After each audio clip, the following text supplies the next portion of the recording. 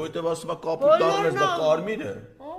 Բա, շորիկը ինչա կապույտ սուսունք եմ դի կարմիր շորի հետ Գիտեք ինչ արժեն այդ պայսակները 40,000, 100,000, Ես իմ ավտոն 70,000 դոլար։ Ես իմ տուն հետ գնով չեմ կարա ծախեմ մերը։ Մի տանգինա։ Վերջ, սրանց հետո որ գալիս են, ուրեմն կարող է դրանց ներքնաշորվաներն էլ շատ թանկ է, որտեղ Ներքնաշորվան երբ ունեն, խես Վահագը գնացել է։ Երևի առած կլինեն դուք էլ։ Լավ,